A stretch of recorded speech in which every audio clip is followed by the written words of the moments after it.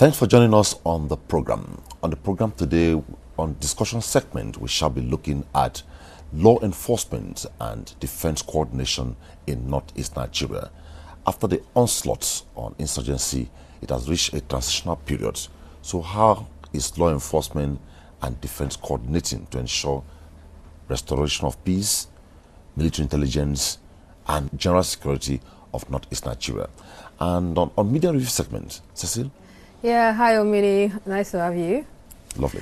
On the media review segment, we shall talk politics. I understand we should narrow down to the just concluded vice presidential debate. The different media, traditional and online media, having a go, talking about it. How much impact has it made, if any, or was it just another theatrical display? That's all we're talking about on the media review segment. I follow the social media on that. I could see some mischief. I hope you're going to address that too. Well, we'll make a time to talk about it. Okay. So that will be about that on Insight today. You don't stray steps away because it promises to be very insightful. Up next on the program is the discussion segment.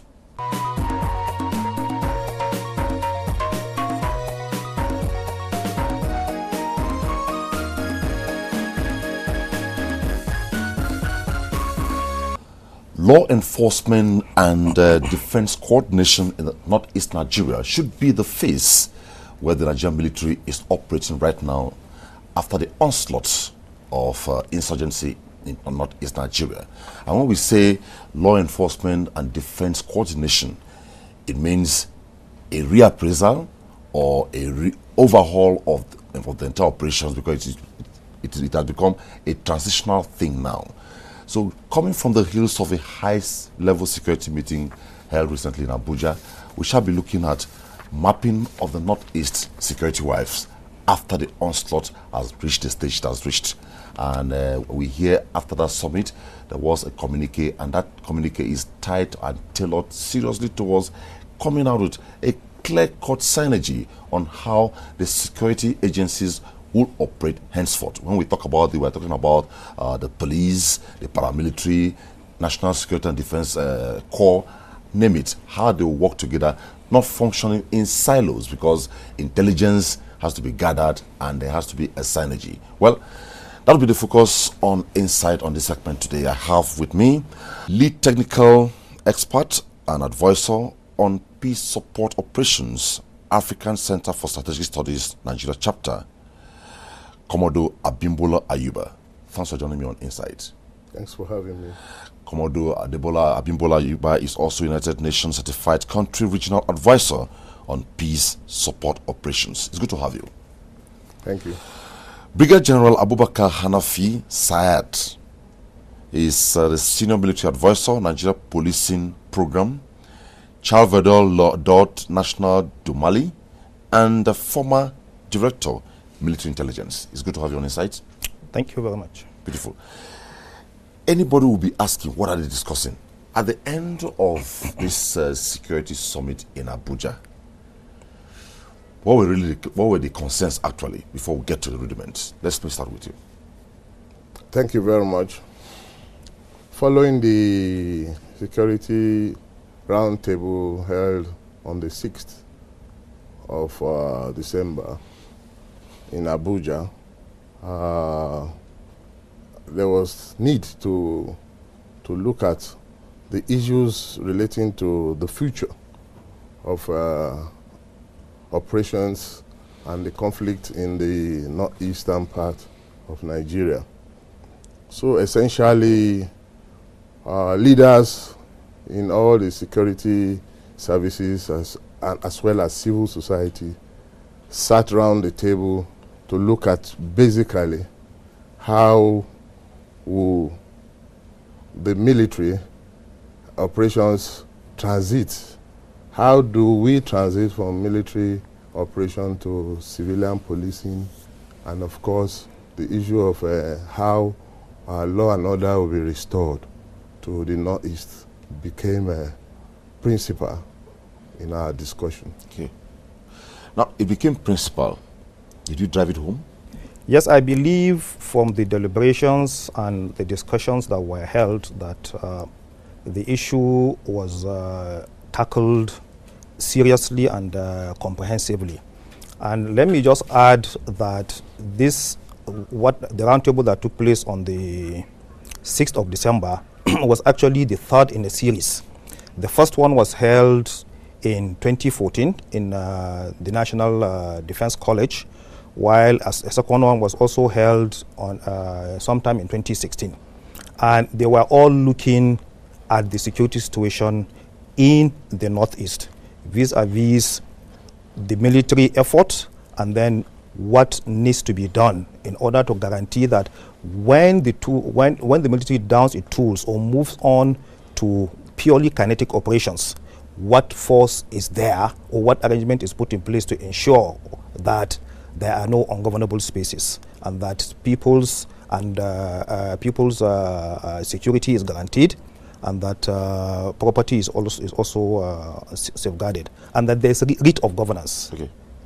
Well, from what you have just explained, I used to know that where you have problems within the security circle is where people apply what we call territorial control in security operations. Now, you use the word look into the future. Now, the communique you came out with, what are you addressing? How will it solve the problem, and how will it add value to this? Thank you very much. In the communique, some of the key areas reflected the need for developing very good plan for the military, the police, the civil society organizations to work in a concerted effort, thereby bringing a systemic restoration of peace, good governance, and security in the Northeast zone.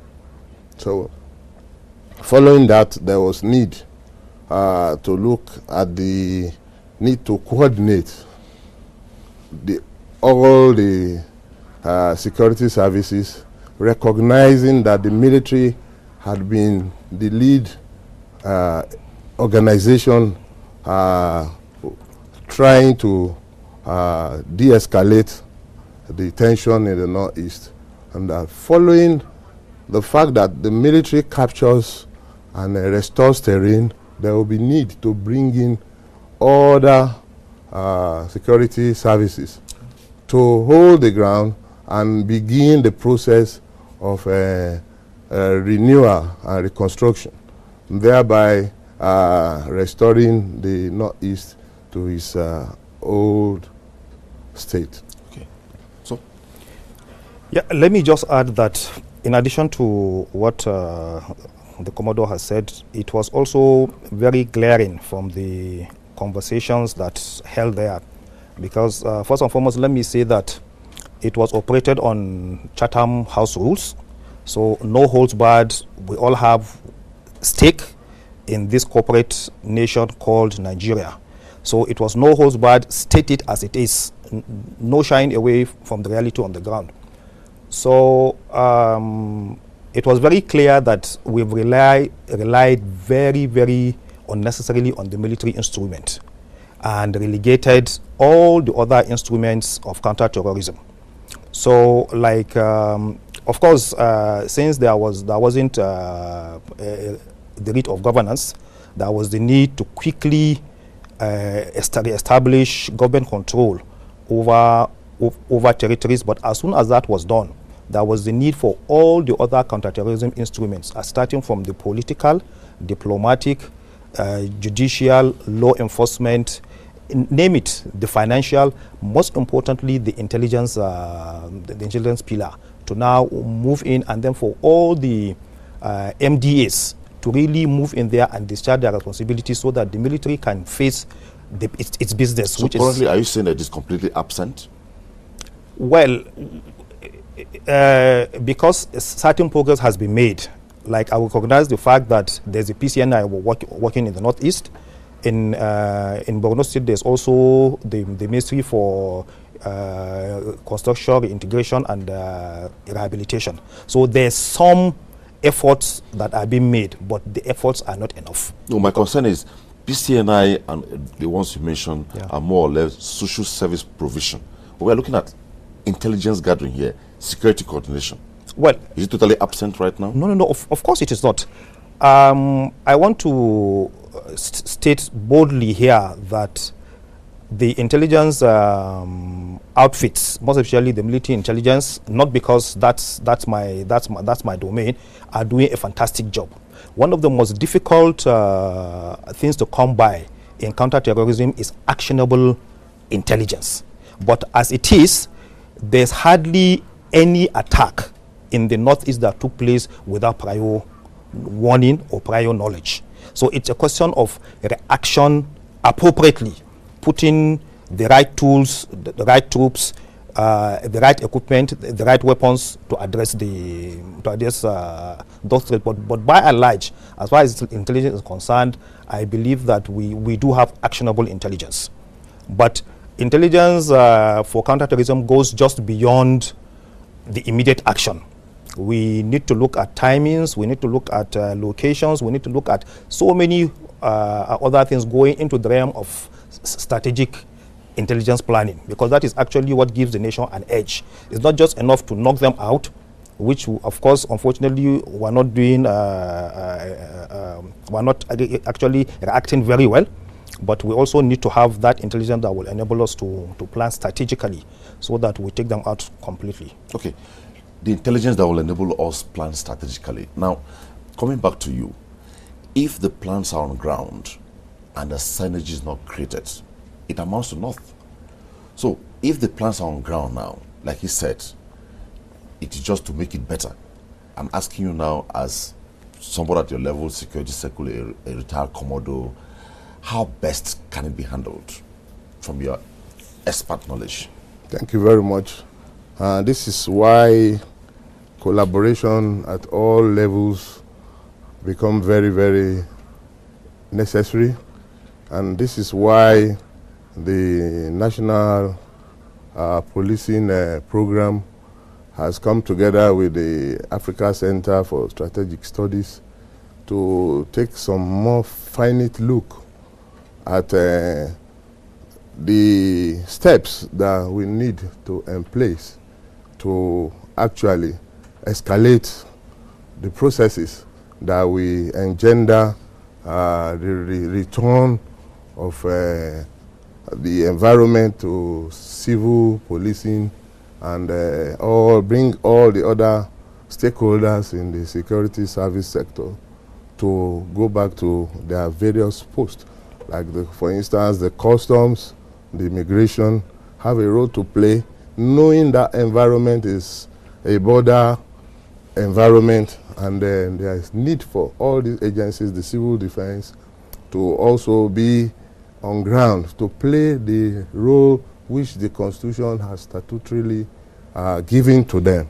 So in this particular round table, all stakeholders were represented, and we recognize that in planning and moving the process forward, there was need for a lead organization to take the lead in the technical discussions that followed the round table. And this is why the Africa Center for Strategic Studies, Nigeria chapter, was deemed to be that outfit that has the multi-agency, multidiscipline membership, having well over 5,000 members from all security services, civil society, the police, especially, are all represented in ACSS alumni.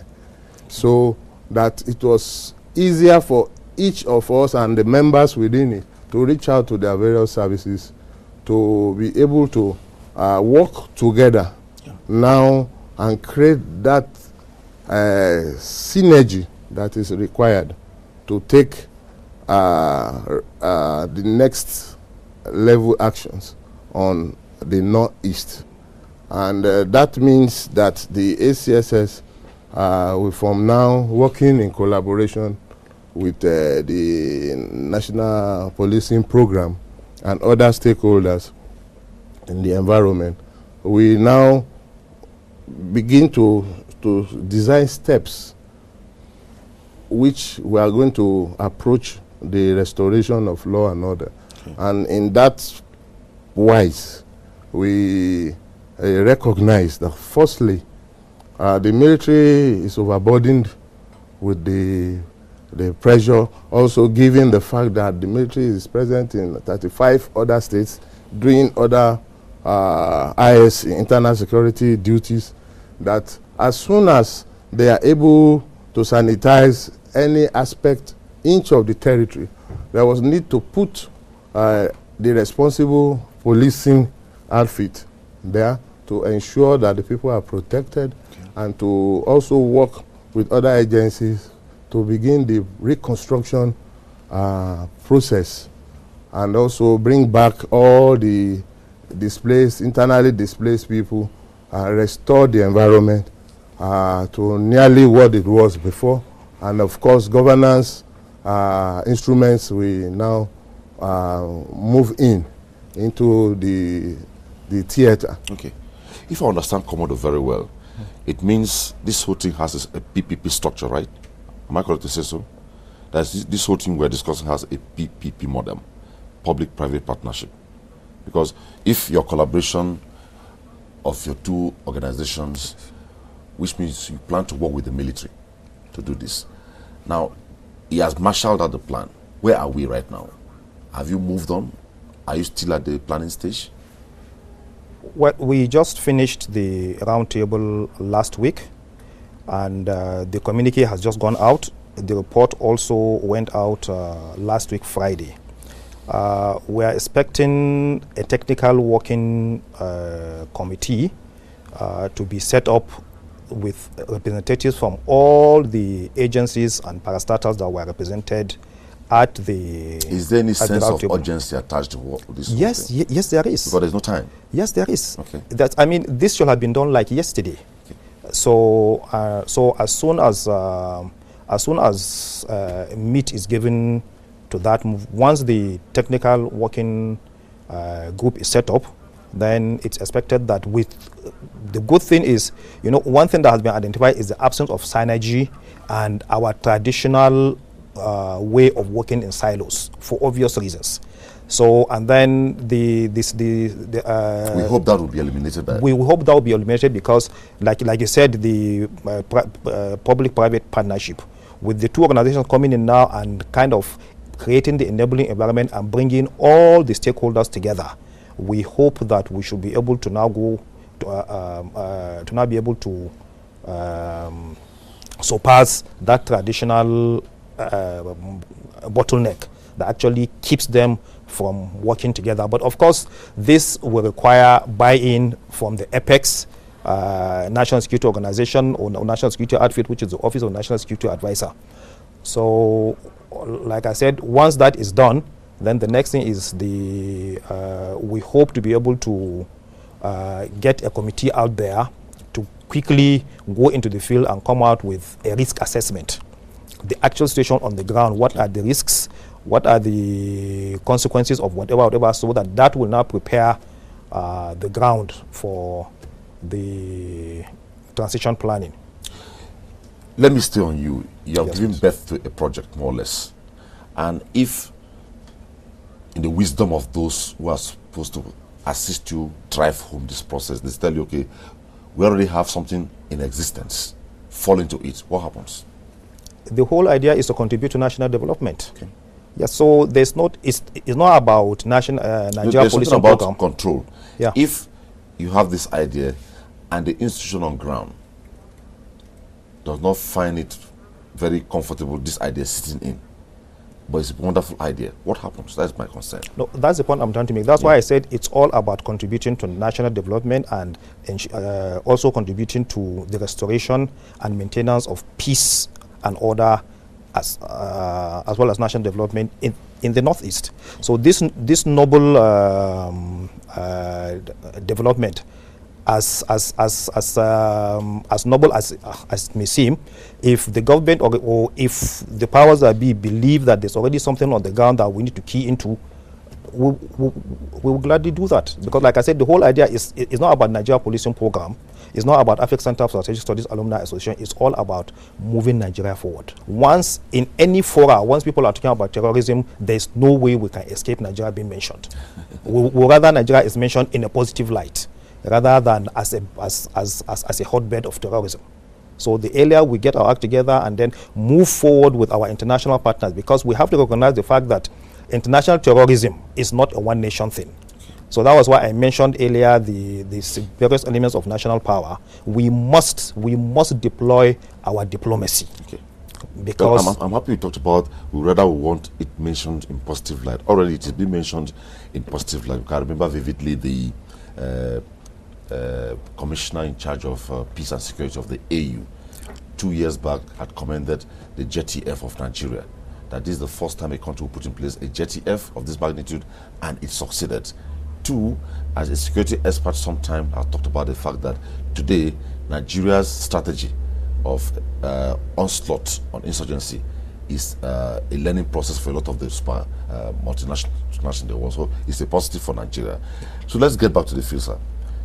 What role should the people play? Because, for instance, during elections, you may deploy all the logistics, deploy all the INEC officials to conduct the elections. If the people refuse to take part in the election or to come out and vote, the exercise will not become a success. So what role do the people have a role to play in all this?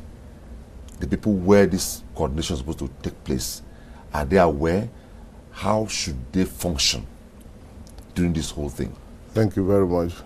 That is why, as part of the communique, we did recognize the need to relate with the National Orientation Agency and work closely with the NOA to begin sensitization of people in the northeast area, and then for them to see themselves, to see ownership in the efforts that are being generated to ensure restoration of lasting peace in their environment. And of course, being people mostly of border communities, they stand better chances of economic well-being and prosperity if there is a restoration of peace, law and order, and therefore the agency will need to let them see the benefits that they will gain from the grand plan when it's eventually emplaced. Okay. So people are critically important because of the aspects General Sahad had mentioned earlier on. The issue of human intelligence is quite critical. Of course, these are people who know the terrain very well. They could recognize faces. They have traditional systems in place. So working together with our both outfits and of course with the already existing military and civil structures on ground, we should be able to gain the desired synergy that will help us to stabilize the entire region. There's a word I like using, domestication. When you bring a strategy from somewhere in an attempt to domesticate it, it amounts to some kind of policy somersault or operational somersault. This strategy you're adopting, do you take cognizance of the environmentals in terms of the area of operation? Is it adaptable? Can it be domesticated? Is it foreign? Is it something that you muted locally? All right, before I answer that, let me quickly say a bit on, because you mentioned the people and yes. It's very, very important for us to understand the basic principle of counter-terrorism. The people are the ones that matter the most in counter-terrorism. And like Sun Tzu said in one of his treatises, the people are the sea in which the insurgent swims. So actually the decider in counter-terrorism or counter-insurgency are the people themselves. So both the terrorist and the insurgent, and on this other side, government forces are actually fishing in the same pond. They are fishing in the same pond because it's the attitude and the loyalty of the people that ultimately decides who the victor is. At the end of the day, if the people are aligned and sympathetic towards the insurgent or the terrorist, then the terrorists will have the upper hand. What it means is government forces will not gain the information that they require in order to fight their war. Let me just bring us back into perspective, because there are no fronts in counter-terrorism. The people, the insurgents or the terrorists are like you and I. They could wake up in the morning, wear their suits and go to work in a bank. In the night, they come back, they assemble their explosive. Early hours of the morning, they are planting it somewhere for detonation. So it's only when you have the people on your side that they will now get the credible information that will lead you to actionable intelligence for you to now be able to say, okay, take this guy out. Okay. And let me be quick to also quote Sir David Ormond, who said the best time to take out the terrorists is when the threat is clear but not yet present. Because no matter how many attacks the security forces are able to prevent, and even they have no way of knowing how many attacks they prevent, because we all know for a fact that no terrorist carries out an attack without surveillance. And once they go to carry out their surveillance, if they see a hardened target is a target that is well protected, that deters them. You have no way of knowing how many of such would-be attacks are prevented. Okay. But then you know every attack that succeeds. Okay. Every time a bomb goes off, even if the terrorist does not kill civilians or doesn't kill security forces, the fact that a bomb has gone off, it's ticked as a success for the terrorists. Because, like I always tell people, we think that the immediate casualties are the targets of the terrorists or the soldiers. No. Ultimately, it is the hearts and the minds of the larger population that is the target of the terrorist. Okay. So once he's able to insert fear into the minds of the people, to make you believe that the government cannot protect you, then he has succeeded. So in this case? So in this case, the people are very, very important.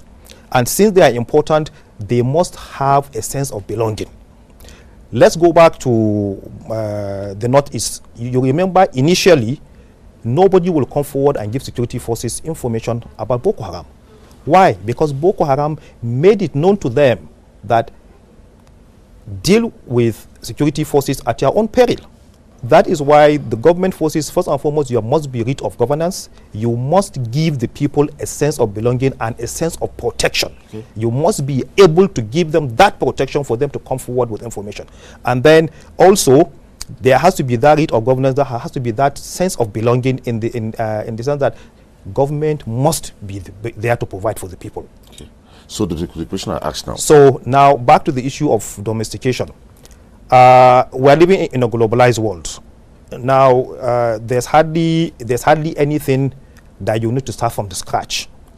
So I think it's all right to borrow. Like, for instance, if you look at our counterterrorism strategy, we borrowed from the UK and from the US. While the US counterterrorism is more geared towards military strength.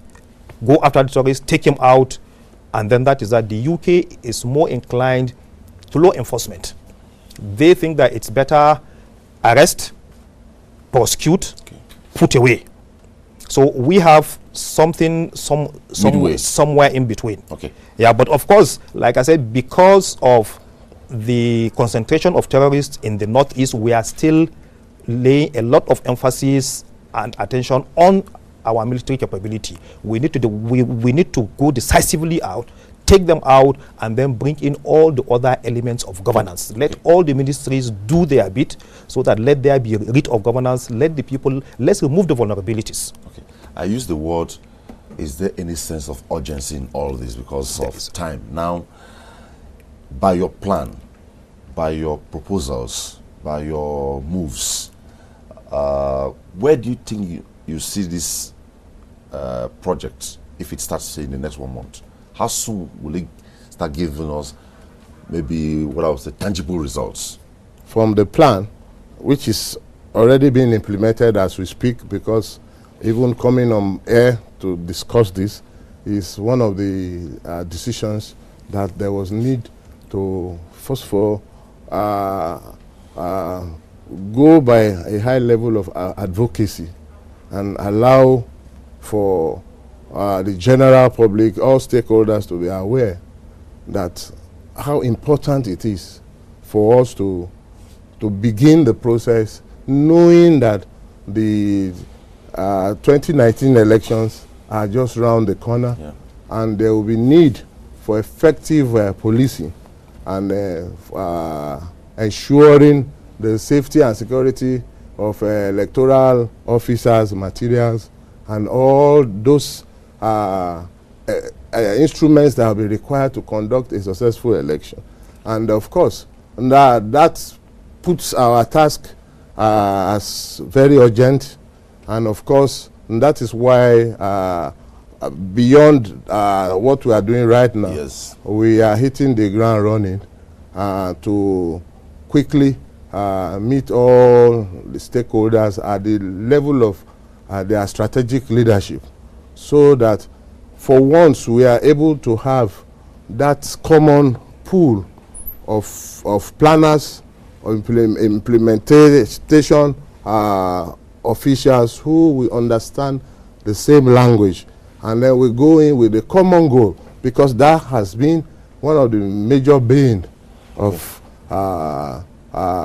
the security challenges that we had faced in the past, where every agency appeared to be operating at their own in silos. In silos. Yes. So now with the measures we are taking, it is hoped that we will be able to get all the leadership to bring out, like he said earlier on, give us representatives to serve in the technical working committee, so that we identify at first level who are the agencies that need to take the lead in the way forward, and what level of support will be required by each of these agencies, what command and control structures are to be in place if they are not already existing within the theater of operation. Washington, D.C. Do you have a central pool where you will maybe collect and have funding? How will it be funded? Imagine it looks capital intensive already. We are a non-profit institute. We are just we are a body of experts. You can call us a garden of experts in our various fields, and bringing our expertises to bear in support of nation building, in support of national security, and of course using all the leverages within the ACSS. But why I'm asking this question is, somebody may be listening to us now, and the question will be, how these guys have a tall order. How do I reach them to assist them? So in case somebody wants to get across to you now, they say, okay, we love what you're planning to do. How do they contact you in terms of maybe to lend support, financial support, to aid what you're planning to do? I leave that to the two of you. Well, the ACSS is working in collaboration with the National Policing Program, which is established by itself. We are a faculty of a knowledge-based. I understand faculty. that, yes. So when any support will come financially, it should be going to the National Policing Program, who is established as an NGO, and then from there we can relate with one another, since we have. So let me allow Sir to speak on that. Yes, please. So let me just say that because I can be sure, as we are discussing now, you're touching the minds of persons, organizations, groups that are very, very concerned about total restoration of normalcy in Northeast Nigeria. Yes. So the Nigeria Policing Program is actually a foreign and Commonwealth sponsored program under the Conflict Security and Stabilization Fund of the UK government. It's primarily looking at policing and the Nigerian police force, and it's looking at it from two sides, both from the demand and the supply side. As far as the police is concerned, it's looking at the police in terms of improved and enhanced service delivery. And then from the because the police is providing a service, it's also looking at the population. There's no gainsaying the fact that the Nigerian police force has unfortunately earned a reputation which really does not. I mean, when you say the police is your friend, people tend to laugh in your face. So we're also looking at changing that perception from the Nigerian public. So it has four focal areas. One is we're looking at strengthening accountability for professional standards for the Nigerian police force. The focus area 2 is that of supporting the mainstreaming of democratic or community policing in the Nigerian police force and towards safety and security issue. The third area of focus is that of raise awareness, both internally and externally, of the importance of effective resource allocation for the Nigerian police force. Everybody knows that police is under-resourced. And then fourthly, we are looking at support systems and planning process that will foster joint security actors working for the provision of effective election security. So we're also looking at election security. But in that fourth area, we're also looking at coordination and coherence across all the Nigerian policing actors. Why did we say policing? We didn't say police. We didn't say Nigeria Police Program. Nigeria Policing Program. So the program is looking at every security or defense actor that has a job or a task to do as far as policing is concerned, provision of safety and security for the citizens.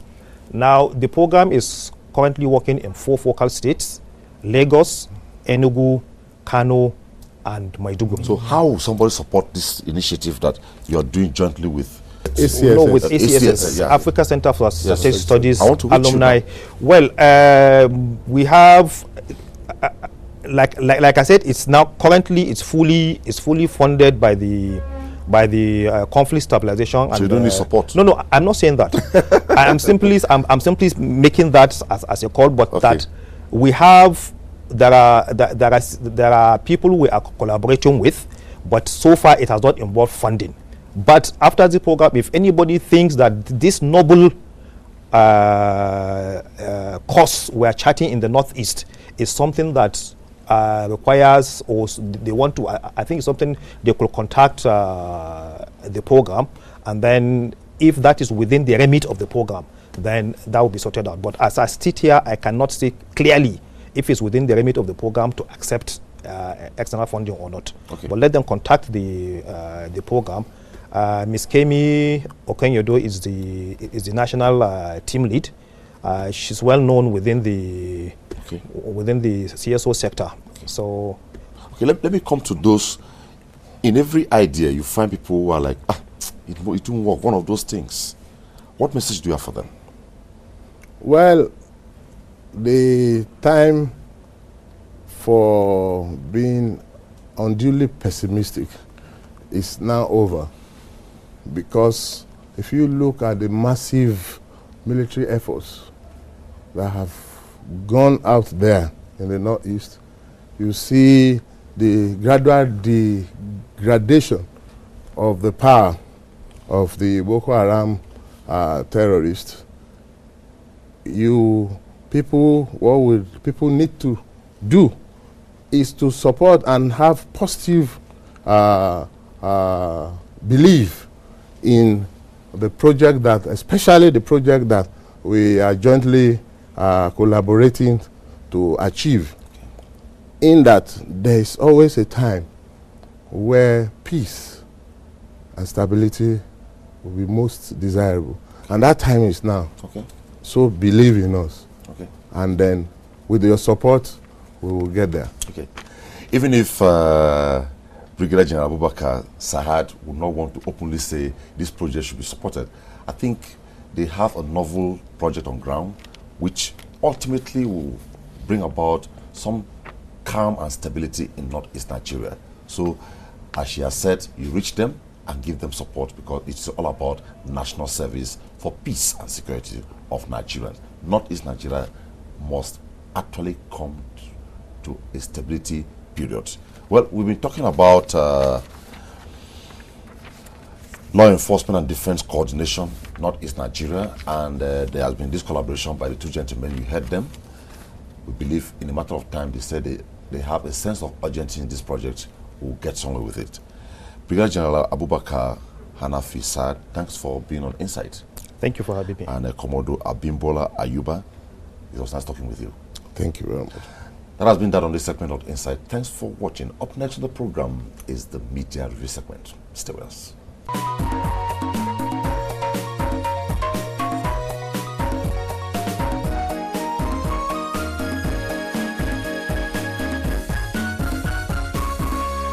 This is a media review segment of Insight. Now, the vice presidential debate in Nigeria has gone, but it's resounding in the media space. It featured the vice president, Yemi Osinbajo of the APC. It featured Peter Obi of the PDP, Khadija Abdullahi Iya of the Alliance for New Nigeria, ANN, Umar Getso of the Young Progressive Party, YPP, and Ganiu Galadima of the Allied Congress Party of Nigeria, organized, of course, by the Nigerian Election Debate Group and the Broadcasting Organization of Nigeria, BON. Now, the outcome of this debate has caused some kind of discourse in media space, social, online media, and, of course, traditional media. Now, we are going to talk about these and much more on the Media Review segment today. And to help me do justice to this, I have Dr. Peter Ademoete, MD, Enentis Communications Limited. You're welcome, sir. It's my pleasure.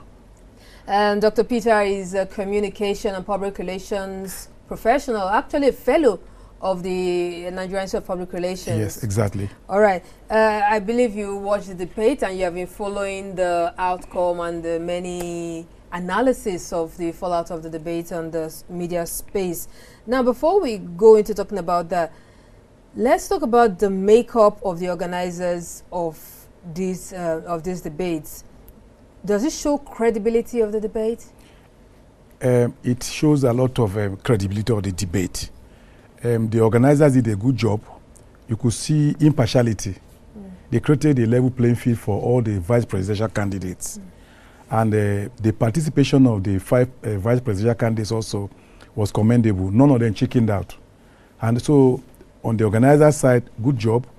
On the participant side, the vice presidential candidates, good job. So we had a good day, debate that day. Okay, now public debates like this act as springboard, like I say, for national discourse. Do you think this debate have been able to achieve some of this? It achieved much. In the first place, the debate gave Nigerians in the comfort of their rooms to ascertain and measure the weight of all the vice presidential candidates. They had the opportunity to sell themselves and their party's manifesto and their principles to the Nigerian viewing and listening public. If you look at the coverage of the media coverage of the debate, almost all major television stations hooked onto the debate. All major radio stations hooked onto the debate. The social media was actually happening. It was being reported. The immediacy, social media is real-time online. It was happening.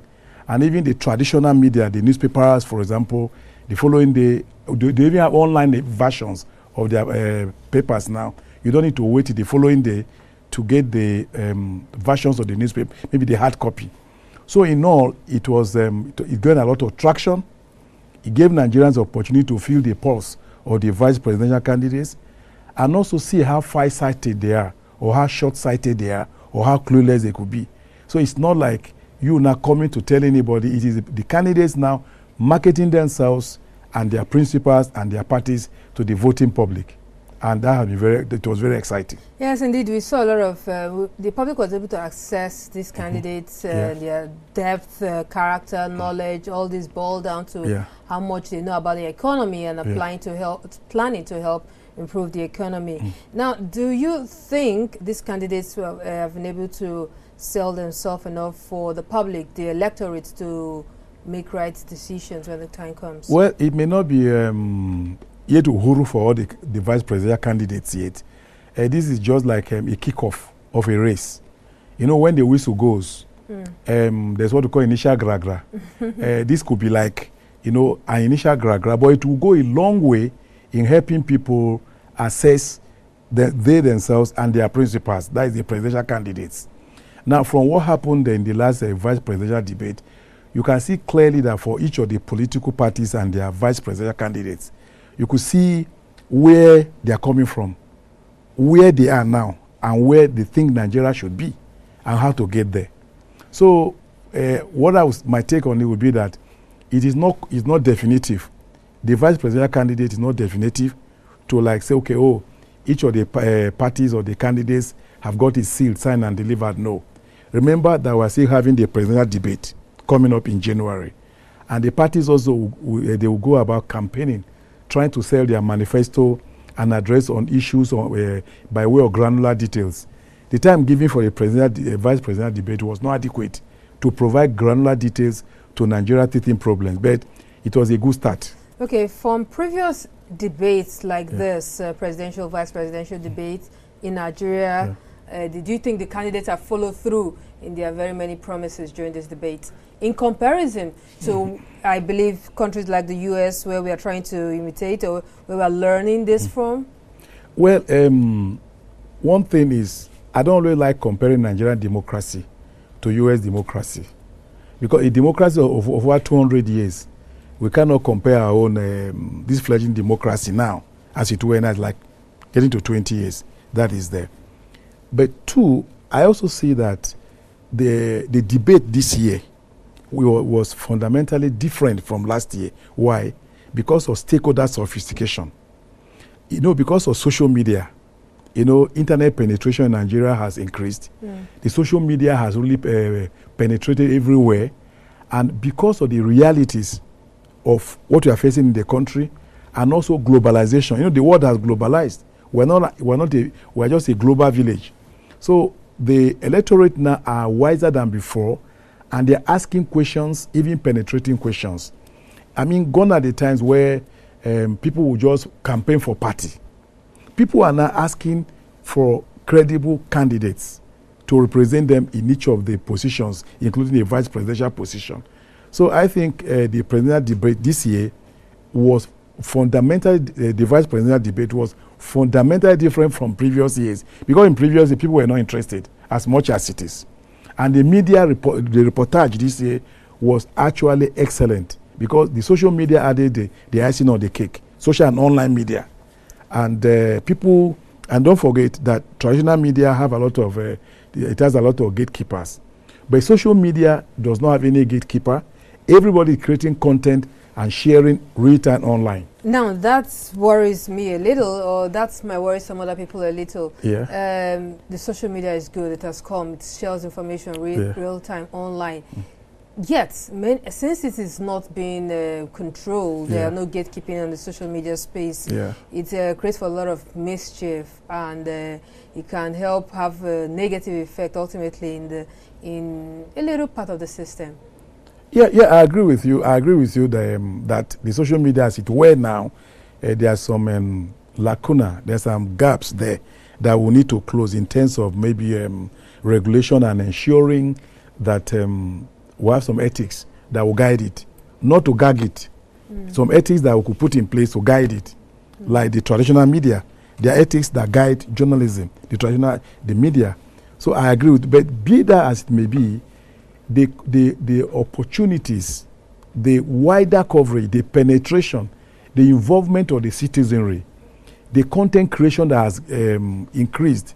You know, before now, the journalists controlled, they were like the gatekeepers, you know, you tell people what they want to hear. But today, because of social media and online media, everybody can create his or her own content and share. But like I say, there needs to be kind of a regulation or guideline on how this could work so that we have a cohesive society and we also avoid fake news. Yeah, as it were. News. Yeah. All right. Some have said that a debate like this, or let's say even this one, is a kind of a theater. It was kind of a show. It was kind of an entertainment, throwing figures, language all around. Is this some kind of theatrical display of some sort? I would say it was not a kind of a theater. You see, I've mentioned before that the level of citizens' awareness is high. If you there was an audience, by the way, they applaud. To applaud, they were there. Like a complete theater. And also, you also have audiences in sitting rooms or cars, everywhere. Radio, everywhere. But the truth is, if any vice presidential candidate just went there to throw out figures that are not real, those things will backfire.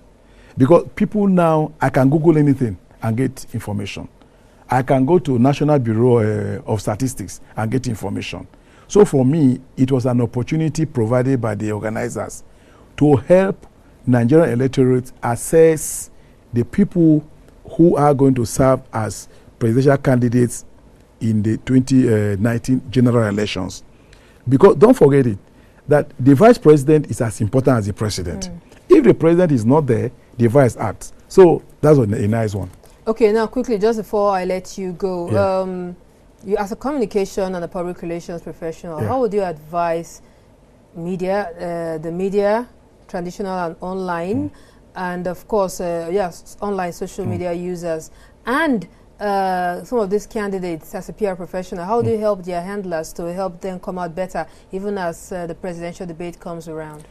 I will advise their handlers, one, to prepare them. You know, appearance before any audience, whether TV audience or theater audience, or even before cameras, it needs handling. Some of them I saw at the beginning of that campaign were not very comfortable. It was a little stage fright, you know. I could just, as a professional, I could see it, but they quickly overcame it. Number two, the agenda for discussion. They have to prepare their candidates with agenda for discussion, because it's an opportunity. Like during the presidential debate now, I would advise their handlers to, number one, ask them to participate. That is number one. Okay. Prepare them to participate with thematic areas, areas of concern. You may not know what the anchors may ask, but you can prepare them in general areas of interest to the electorate, or issue areas, or issues that demand solutions. You could prepare them. That way they go there confident, prepared, and they'll be able to deliver on target. Thank you very much, Dr. You, Peter Cecile. Ademu Ete, MD Enentis Communications Limited. Thank you very much for coming. Thank you, Cecile. Thanks for having me. It's a pleasure. It's been Media Review, and in a moment I'll be back on with Omini for the concluding part of Insight.